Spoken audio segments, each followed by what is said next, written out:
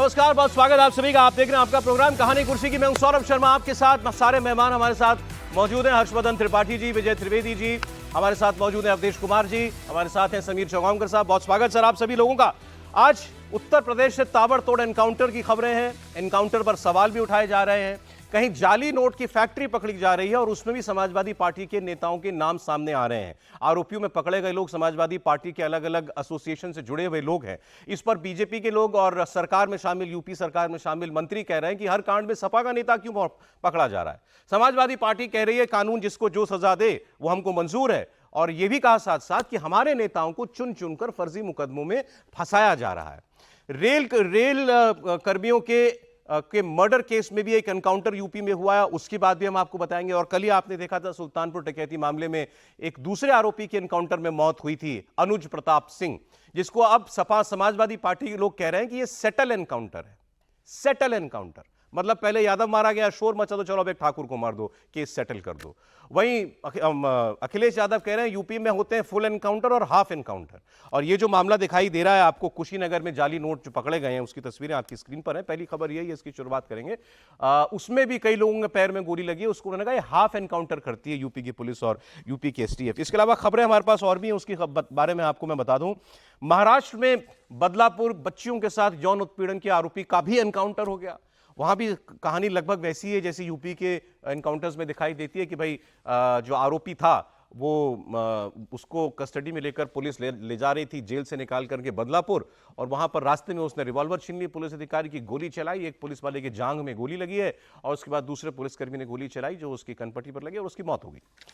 इसके अलावा खबरें आपको बता दें, इन सब के अलावा दक्षिण भारत से भी आज हमारे पास कुछ खबरें और इंपॉर्टेंट खबरें हैं। कर्नाटका के मुख्यमंत्री सिद्धरमैया पर अब केस चलेगा। उन पर आरोप है कि उन्होंने अपने परिवार को अनुचित फायदा पहुंचाया जब वो मुख्यमंत्री हुआ करते थे। इसके अलावा महाराष्ट्र के अंदर आपको बता दें एक बड़ी ऐसी सियासत चल रही है जो खतरनाक भी हो सकती है।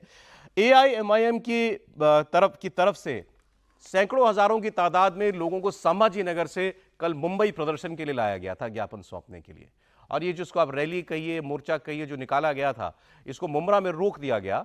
लेकिन जो तस्वीरें देखने को मिली कल रात भर की, उसमें दिखाई दिया कि सैकड़ों की तादाद में सड़क पटी हुई है, मोबाइल की लाइट्स ऑन है और प्रदर्शन मुंबई की सड़कों पर किए जा रहे हैं। और क्या मांग है उनकी मांग है कि एक संत जो थे जिन्होंने इस्लाम के खिलाफ कथित तौर पर कोई अपमानजनक टिप्पणी की, उनकी गिरफ्तारी होनी चाहिए। और इस मामले पर अब जो बयानबाजियां हो रही हैं उससे ऐसा लगता है कहीं महाराष्ट्र का सामाजिक सौहार्द कहीं बिगड़ने ना पाए। इस सब की हम लोग चर्चा करेंगे। पहले उत्तर प्रदेश की बात आपके सामने करते हैं। यूपी में योगी आदित्यनाथ ने एक बार फिर बयान दिया रैली के अंदर, बटोगे तो कटोगे। उससे पहले ताबड़तोड़ कार्रवाइयां हुई। कार्रवाई नंबर 1, कुशीनगर में पुलिस ने जाली नोट के एक इंटरनेशनल गैंग को पकड़ा है। पुलिस ने जाली नोट के इस खेल में समाजवादी पार्टी के 2 नेताओं समेत 10 आरोपियों को गिरफ्तार किया।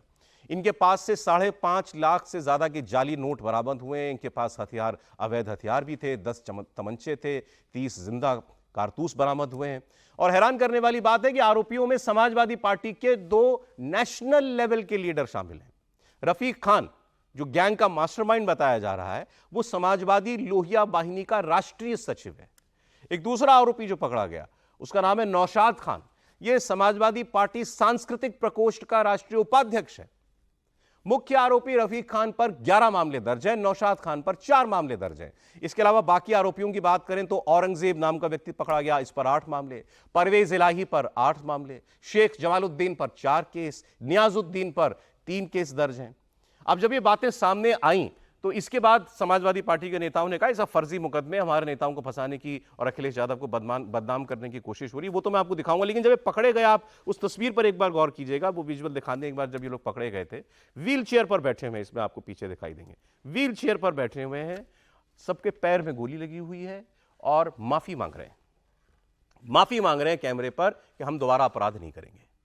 तो इसी को जो है अखिलेश यादव कह रहे हैं ये सब हाफ एनकाउंटर की स्क्रिप्ट है, स्क्रिप्टेड एनकाउंटर है। तो मैं आपको जरा नेताओं की बात सुनवा देता हूं। पहले इस मामले पर क्या बोले हैं समाजवादी पार्टी के नेता और योगी सरकार के मंत्री क्या कह रहे हैं। भारतीय जनता पार्टी उत्तर प्रदेश में 2024 में चुनाव हारी है। तब से योगी जी की सरकार का सिर्फ एक ही एजेंडा है कि समाजवादी पार्टी के नेताओं पर फर्जी मुकदमा लगाओ, साजिश करो, उनको जेल भेजो और इसी बहाने समाजवादी पार्टी को, माननीय अखिलेश यादव जी को बदनाम करो। तो ये केवल माननीय अखिलेश यादव जी को बदनाम करने की और समाजवादी पार्टी को बदनाम करने की साजिश है। अरे हराया आपको जनता ने है, अभी तो जनता ने हाफ किया है, अभी 2027 में जनता साफ करेगी, तब आप क्या करेंगे?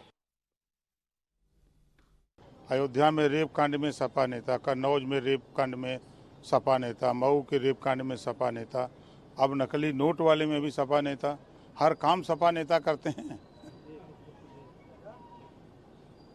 दुर्भाग्य है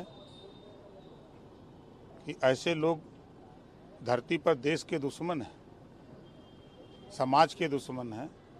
इन लोगों को तो तत्काल गिरफ्तार करके इनको सीधे जेल में भेजने की जमानत नहीं होनी चाहिए ऐसे लोगों की।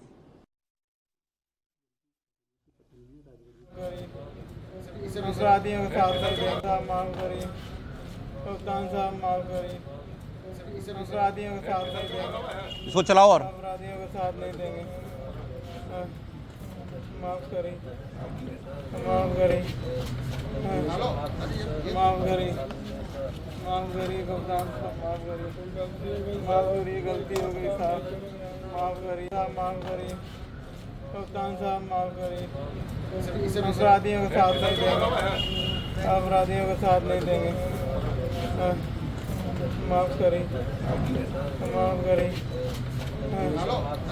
माफ करिए, माफ करिए कप्तान साहब, माफ करिए, माफ करिए, गलती हो गई साहब, माफ करिए साहब, माफ करिए कप्तान साहब, माफ करिए।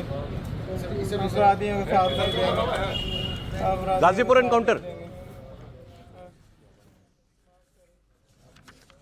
चलिए, ये कुशीनगर में जो गैंग पकड़ा गया, समाजवादी पार्टी के 2 नेता गिरफ्तार हुए, उसके बाद अपराधियों को यूं परेड कराया गया, व्हील चेयर पर बैठे हैं सबको गोली लगी है पैर में, और इसके बाद सब लोग माफी बोल रहे थे, माफ करिए कप्तान साहब, अपराधियों का साथ हम नहीं देंगे। इसके अलावा जो दूसरी खबर है यूपी से ही, वो गाजीपुर से है। गाजीपुर में एक एनकाउंटर हुआ है।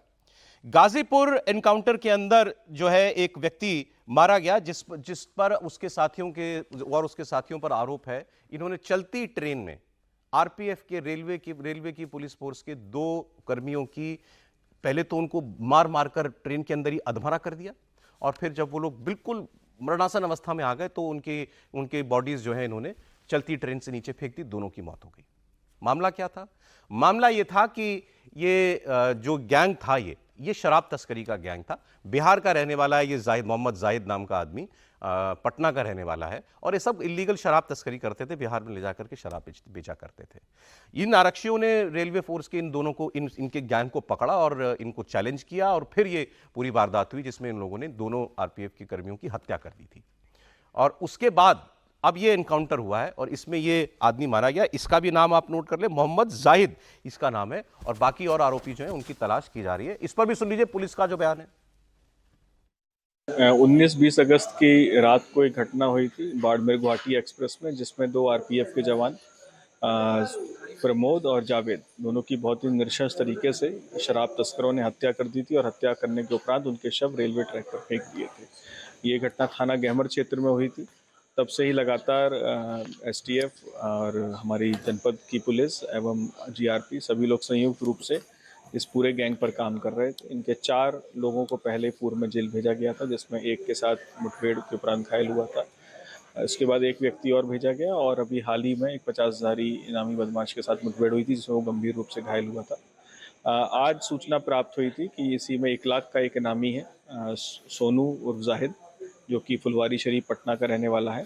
और आज इसकी मूवमेंट की सूचना प्राप्त हुई थी। जब इसके मूवमेंट को ट्रेस करके पुलिस संयुक्त रूप से पुलिस एसटीएफ यूनिट और जब यहाँ पर पहुँची तो इसने पुलिस पार्टी पर फायरिंग की, जिसमें 2 हमारे जवान घायल हुए हैं।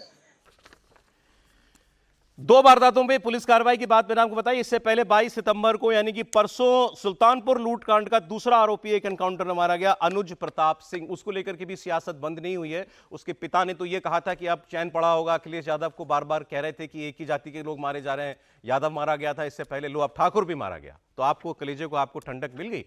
हालांकि उनके परिवार ने आवेश में आकर ये बात कही होगी, लेकिन ये जो सारी घटनाएं हैं और ये कार्रवाइयां 2-3 लेयर पर काम, इस पर हमको बात करनी चाहिए। मैं अपने मेहमानों के पास जा रहा हूं। पहला, एक यूपी में एनकाउंटर, कार्रवाई होगी, एनकाउंटर होगा, अपराधी मारा जाएगा, तो हमें बात अपराध की करनी होगी या एनकाउंटर कैसे हुआ और एनकाउंटर गलत हुआ, पहले हमें उसकी बात करनी होगी। फिर दूसरा जो एंगल इसमें अखिलेश यादव लेकर के आए कि एनकाउंटर जो मारे गए उन लोगों की जाति जरूर देखो, एनकाउंटर जिनके ऊपर हुआ, जिनके पैर में गोली लगी, वो देखो। वो पहले कह चुके हैं कि यूपी की पुलिस तो खुल करके केवल यादवों और मुसलमानों को मारती है। अब फिर वो ये अनुज प्रताप सिंह का एनकाउंटर हो गया, अब क्या कहेंगे वो। इसके बाद तीसरा जो एंगल है वो है समाजवादी पार्टी के नेताओं का इन घटनाओं में लिप्त होना। अब वो ये उनकी पार्टी ये कह रही है कि भाई आप चुन चुनकर कार्रवाइयों में समाजवादी पार्टी के नेताओं को फंसा रहे हो। अब ये जो जाली नोट का नेटवर्क पकड़ा गया, जो नेपाल बिहार यूपी में ऑपरेट करता था, मैंने आपको बताया इसमें समाजवादी लोहिया वाहिनी का एक ऑफिस बेरर है, दूसरा उनके सांस्कृतिक प्रकोष्ठ का नेशनल लेवल पर उसका ऑफिस बेरर है। तो क्या इसमें, और इससे पहले जो 2 अयोध्या के अंदर दुष्कर्म का कांड हुआ था उसमें जो आदमी पकड़ा गया वो समाजवादी पार्टी का, मोहित खान जो पकड़ा गया अयोध्या में नाबालिग बच्ची से, दलित बच्ची से दुष्कर्म करने का आरोपी, वो समाजवादी पार्टी का। तो ये सब कोइंसिडेंस है या समाजवादी पार्टी के लोग पकड़े जा रहे हैं इसके अंदर, तो क्या यूपी पुलिस बढ़ा चढ़ाकर इसको पेश कर रही है, इन सब पर हम लोग बात करेंगे। त्रिपाठी साहब, कार्रवाइयां हो रही है, योगी जी धड़ाधड़ योगी जी को पुलिस जो है वो कार्रवाइयां कर रही है, और अखिलेश यादव कह रहे हैं कि डरी हुई सरकार या डरा हुआ आदमी वो एनकाउंटर का सहारा लेता है। नहीं, देखिए, इस पर तो हम लोग लगातार एक बात कह रहे हैं कि इससे दुर्भाग्यपूर्ण कुछ नहीं हो सकता कि इस देश के सबसे बड़े राज्य का पूर्व मुख्यमंत्री अपराधी में जाति देखता है। इससे दुर्भाग्यपूर्ण कुछ नहीं हो सकता है। और मैं कहता हूं, नेता जाति की राजनीति करते हैं, जाति समाज की सच्चाई है, जाति के आधार पर वोट मिलता है, वो सब आप करिए, थोड़ा बहुत झूठ भी बोल दीजिए, थोड़ा बहुत अफवाह भी फैला लीजिए, लेकिन जब आप किसी अपराधी के साथ ऐसे खड़े होते हैं कि आपको मोईद खान की जगह, वो दुष्कर्मी की जगह एक मुसलमान नजर आने लगे, नवाब सिंह यादव दुष्कर्मी की जगह आपको यादव नजर आने लगे, और तो और खुलेआम डकैती में जिनकी सीसीटीवी फुटेज आ गई, जिनके 11-12 लोगों में से अधिकांश पकड़े जा चुके हैं, 2 लोग मारे जा चुके हैं, उसमें आप सबकी जाति फिर बताइए ना। आप तो कह रहे थे कि योगी आदित्यनाथ ने सिर्फ मुस्लिम और यादव का नाम लिया था, जो दंपति के ऊपर पानी डाल रहे थे, जो लोग पकड़े गए थे, तो आपने सिर्फ कहा 11-12 लोगों में अखिलेश यादव ने मंगेश यादव के अलावा किसका नाम लिया, आप मुझे बताइए। एक नाम लिया उन्होंने, 12 लोग कुल डकैती में थे। कल अनुज प्रताप सिंह की हत्या हुई, एनकाउंटर हुआ, जो कुछ होगा ये मजिस्ट्रियल जांच तय करेगा। अखिलेश यादव ने उस एनकाउंटर पर भी सवाल उठाया। मैं इसीलिए कह रहा हूं, हत्या हुई कि एनकाउंटर हुआ, क्या हुआ, ये मजिस्ट्रियल जांच में तय होगा। और आज की तारीख में देश में सबको पता है कि कोई भी पुलिस एनकाउंटर होता है तो उसकी मजिस्ट्रियल जांच मस्ट है। और कल मुझे एक जानकारी मिली, वो भी ऐसे ही बातचीत करते हुए थे, एक रिटायर्ड डीजीपी, 10 साल पहले ही उत्तर प्रदेश में एनकाउंटर के आधार पर प्रमोशन मिलना बंद हो गया। ये जरूरी जानकारी। तो एनकाउंटर करने वाले पुलिसकर्मी को एनकाउंटर करने वाले पुलिसकर्मी को कोई इंसेंटिव नहीं है। लेकिन अभी हम लोग जो बात कर रहे हैं कहानी कुर्सी की में, आरपीएफ के सिपाहियों को शराब तस्करों ने मार डाला। हम अभी बात कर रहे हैं तो उसके पहले कितने ऐसे मौके आए जब पुलिस को गोली लगी और वो जान गंवा बैठा। हम मतलब इसके बात करने का तरीका बड़ा विचित्र हो गया है। एनकाउंटर पर जब सिर्फ बात करते हैं तो बिल्कुल वो बड़ी अच्छी डिबेट है, पुलिस रिफॉर्म होना चाहिए, पुलिस को गोली न चलानी पड़े, ईश्वर करे ये ऐसी स्थिति आए। अभी तक तो स्थिति ये थी कि जेलर से लेकर डीजीपी से लेकर सब बैठे रहते थे माफिया के चरणों में। एक बात बता, अब कम से कम थोड़ी स्थिति बदल गई। अनुज प्रताप सिंह के एनकाउंटर में एक पुलिसकर्मी को गोली लगी है, ऑफिसर को, वो तो बुलेट प्रूफ वेस्ट पहने थे, उस पर जाकर गोली लग गई। तो ये तो वेरीफाइबल है ना कि ऐसा हुआ कि नहीं हुआ। मैं तो कह रहा हूं चलिए सब हम मान लेते हैं, लेकिन हत्या हुई या एनकाउंटर ये कौन तय करेगा? ये या तो वो लोग जो बता रहे हैं वो मानना पड़ेगा पुलिस का, या जो मजिस्ट्रियल जांच होगा। और मेरा ये मानना है कि अभी जहां राजनीति को ले जा रहे हैं, देखिए योगी आदित्यनाथ क्या काम कर रहे हैं। अब जाली नोट पकड़ी गई, सपा के 2 नेता पकड़े गए, तो योगी क्या करें? उनको भाजपा का मिस कॉल मेंबर बनाने करें क्या? जब सपा के नेता हर बुरे से बुरे कर्म में पकड़े जा रहे हैं और उसके बाद आप कहें कि नहीं नहीं ये हमारा ये क्यों पकड़ रहे हैं, ये ठीक। वो ऐसी ही बात है कि किसी के घर में नोटों की गड्डी मिले, वो पश्चिम बंगाल में 40-50 करोड़ कमरे में मिला, कार्यकर्ता नहीं, ऑफिस बेरर है। मैं यही तो कह रहा हूं, वो तो मंत्री था, वो बंगाल वाला वो तो मंत्री था जिसकी नजदीकी के घर में 40-50 करोड़ गड्डी जाके फेंक जाते थे। अब हम लोगों को तनाव देते हैं, इतना सुन के लगता है कि कैसे गिनते होंगे, कैसे बढ़िया रखते काम कर रहा है, यही करिए आप। तो खैर मेरे कहने का मतलब यही कि ये गंभीर मसला है और उत्तर प्रदेश की जो स्थिति थी, आज हम जहां खड़े हैं बहुत बेहतर स्थिति में है। सरकार, प्रशासन लोगों को लॉ एंड अब भी आरोप बनता है क्या, जो आप मूल आरोप क्या है? मूल आरोप मुसलमानों और यादवों के ऊपर कार्रवाई, एनकाउंटर में भी वही मारे जाएंगे, पकड़े जाएंगे तो वही। ये बताइए अब इसमें जितने लोग पकड़े गए ये जाली नोट कांड में सब मुसलमान। अब मुसलमान फैक्ट्री चला रहा है तो क्या करें, हर्षवर्धन त्रिपाठी का नाम डाल दें? करें क्या? मतलब ये तो नहीं हो सकता ना। और ऐसा तो है नहीं, कैसे मुसलमान हो? अभी जो सुल्तानपुर में डकैती हुई इसमें अनुज प्रताप सिंह है कि नहीं है? उसको बताया तो उन्होंने कहा सेटल एनकाउंटर है। अरे अब ये तो और विचित्र स्थिति है।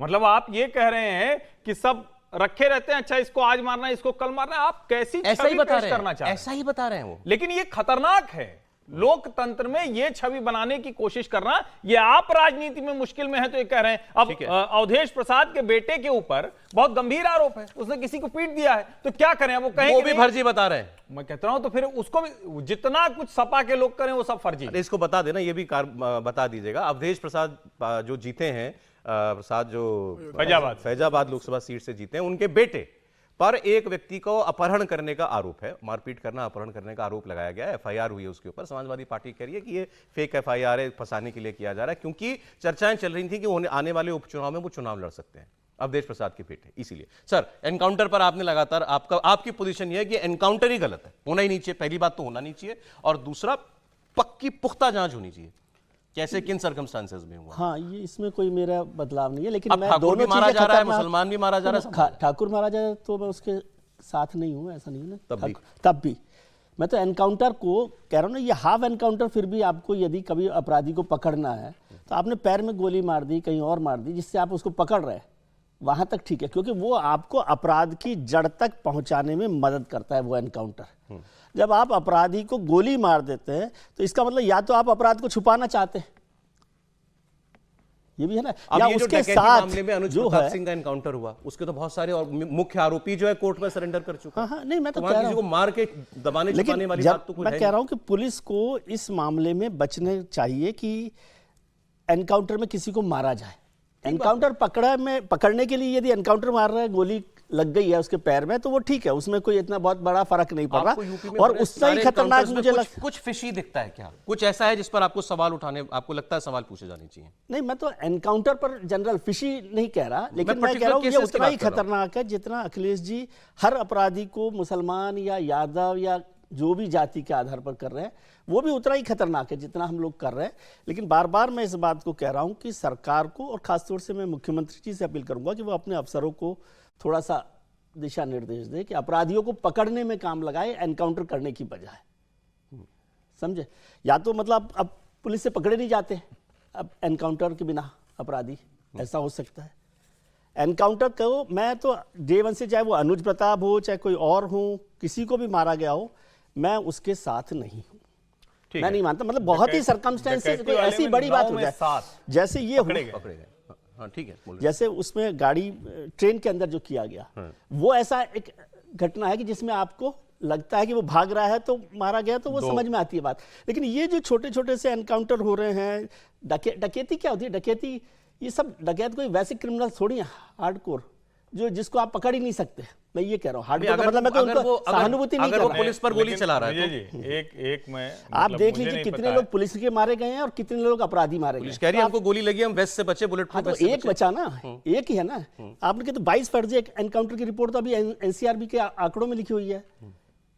एक पुलिस वाले को गोली लग गई, इसलिए आप 100 अपराधियों को मार दोगे। मैं कह रहा हूँ एनकाउंटर में पुलिस वालों को ट्रेनिंग ठीक से दीजिए कि वो अपराधियों को मारे नहीं।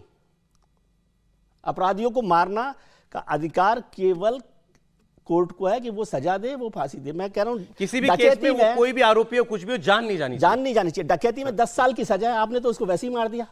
उसको यदि सजा भी हो जाती वो डकैती। वहां क्या सर, वो पुलिस क्या कहती है भाई, आप वहां क्या हालात बने, ये कोई आप लोगों को थोड़ी मालूम है, हमको मालूम है। एनकाउंटर कर दिया गया, पुलिस कह रही है एनकाउंटर हुआ। एनकाउंटर हो रहा है ना, तो एनकाउंटर में पुलिस तो ट्रेंड है ना, पुलिस को पता कि कैसे उसको गोली मारनी है। ऑलराइट, इजी वे आउट ना ले, इजी वे आउट ना ले, ये पकड़ो, कुछ भी करके पकड़िए। ऑलराइट सर, सपा के लोग भी पकड़े जा रहे हैं, उस पर ही पार्टी कह रही है फंसा रहे हैं हमको। अब ये जाली नोट कांड में पकड़े गए, नहीं, इसका देखिए, इसके 3 भाग हैं इस पूरे जो कुछ भी हम लोग देख रहे हैं।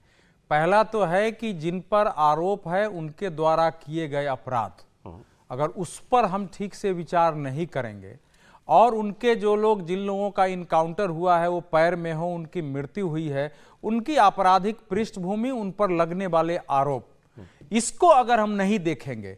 दूसरा उसके बाद आता है कि इसमें इनकाउंटर जो हुआ है वो उसमें जो दिखाई देता है उसमें कितना सच और कितना झूठ हो सकता है। और तीसरा है उस पर हो रही है समाजवादी पार्टी की राजनीति और भाजपा का उत्तर। तो ये तीनों को एकदम मिला देंगे तो समस्या पैदा हो जाती है कि हम लोग ऐसे सोचते हैं कि इनकाउंटर कर दिया मतलब कि वो गया, कहा कि घर से निकलो, भागो, अब गोली मार रहे हैं, या उनकी ओर से एक गोली दूसरी पिस्तौल से लिया, एक पुलिस वाले को यहां लगाया, थोड़ा घायल किया, उसके बाद उनको मारकर फेंक दिया, इस प्रकार से। अब आप देखिए कि ये आखिर रेल के चलती हुई ट्रेन में आरपीएफ के जवान को मारकर उसको फेंक देना, ये कोई सामान्य है क्या? तो सब किसी और आदमी को भी फेंका होगा। अगर पुलिस को सब आरपीएफ वाले सुरक्षा में होते हैं, उनको अगर वो मार के फेंक दे रहे हैं आराम से, और उसके बाद उनकी छानबीन हो रही है, तो पहले उसको तो देखिए। मैं ये मानता ही हूं कि अपराधी को कोर्ट से सजा मिलनी चाहिए, लेकिन वो क्या, वो आराम से वो सरेंडर करने वाले थे? सुल्तानपुर मामले में अनुज प्रताप सिंह जो मारा गया, उसकी बहन क्या कह रही है? उसके पिता तो ये कह रहे हैं कि अखिलेश यादव जी ने मरवाया। उनका कहना है कि भाई ये बार बार कहते हैं एक जाति का मरता है, लो ठाकुर में मार। पिताजी का रिएक्शन है कि अब अखिलेश जी का कलेजा ठंडा हो गया कि एक जादव के लिए अब एक ठाकुर भी मारा गया। लेकिन बहन ने क्या बोला कि जी इसी कांड में जिस पर 36 मुकदमे हैं वो तो पकड़ा जा रहा है और हमारे भाई पर एक मुकदमा वो मारा जा रहा है। नहीं, देखिए, ये सारे सवाल तो परिवार, देखिए मैं पिछले दिनों भी बोला है, किसी भी परिवार के लिए उसके घर के युवा व्यक्ति का चला जाना, पुलिस के द्वारा मारा जाना, उस परिवार के लिए सबसे बड़ी ट्रेजेडी होती है। उसका एक रिएक्शन हो सकता है, लेकिन हमको तो तथ्यों के आधार पर बात करनी पड़ेगी ना, case by case, case by case, case by case. उसकी पृष्ठ, अब इसमें जितने गाजीपुर वाले जो हैं उनके सबकी पृष्ठभूमि है अपराध की। कुशीनगर पहले जाली नोट वाले, पहले गाजीपुर में, अच्छा, वो जो बिहार का जाहिद है,